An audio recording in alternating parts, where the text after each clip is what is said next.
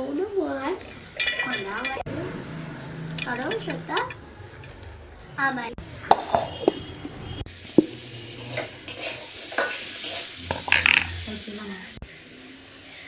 লবণ, হলুদ, কাঁচা লঙ্কা দিতে মনে ছিল না, তাই কাঁচা লঙ্কার গুঁড়া দিয়ে দিলাম একটু।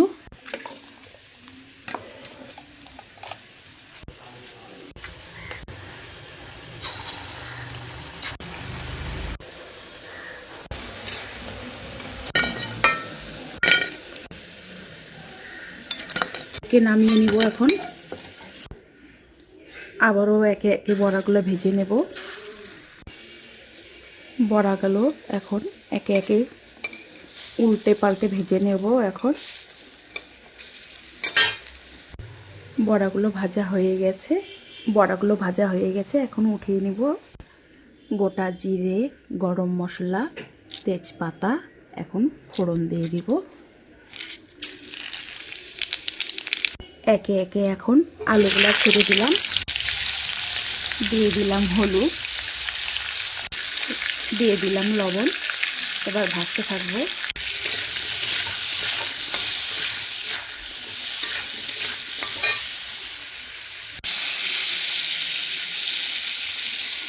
এই জিরা ধনে গুঁড়ো একসাথে করে নিয়েছি।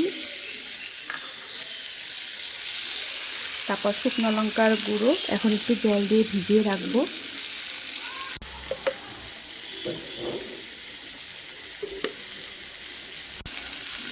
এই এখন আদা, জিরে গুঁড়ো, ধনে গুঁড়ো, লঙ্কা গুঁড়ো এখন এটা দিয়ে দেবো। ভাজা হয়ে গেছে আলুগুলো। এখন আমি একটু মশলা দিয়ে কষিয়ে নিই।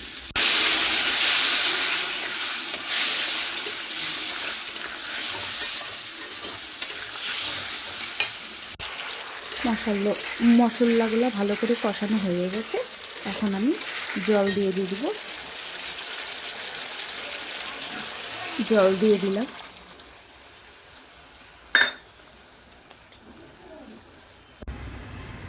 আলুগুলো সিদ্ধ হয়ে গেছে, মোটামুটি তরকারির ঝোলও হয়ে গেছে। এখন আমি ডালের বড়াগুলো দিয়ে দিব।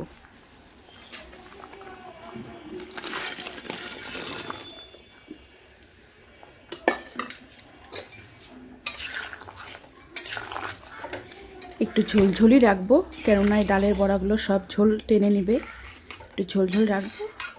এখন লাস্টের দিকে একটু ঘি হয়ে গেছে। এবার আমি গরম মশলা দিয়ে দিচ্ছি।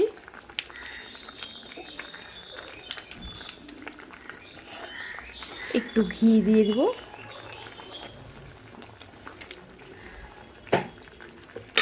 ঘি দিলে, গরম মশলা দিলে না, দেখবেন সেন্টটা খুব সুন্দর হয়, খেতেও ভালো লাগে। লাস্টে নামানোর আগে একটু চিনি দিচ্ছি। এই একটু চিনি দিয়ে দিলাম, তাহলে স্বাদটাকে আরও বাড়িয়ে দিবে। এবার আমি এখন নামিয়ে দেব আমাদের ছোলার ডালের বড়ার তরকারি। আপনারাও একটু ট্রাই করবেন। আমার মেয়ে তো নাই, ও খেয়ে দেখতেও কেমন হয়েছে। এখন আমি তো খাচ্ছি না, এখন দুপুরে খাবে, তারপরে বলতে পারবো। গরম গরম ভাতের সাথে ছোলার ডালের বড়ার তরকারি খেতে কি অপূর্ব।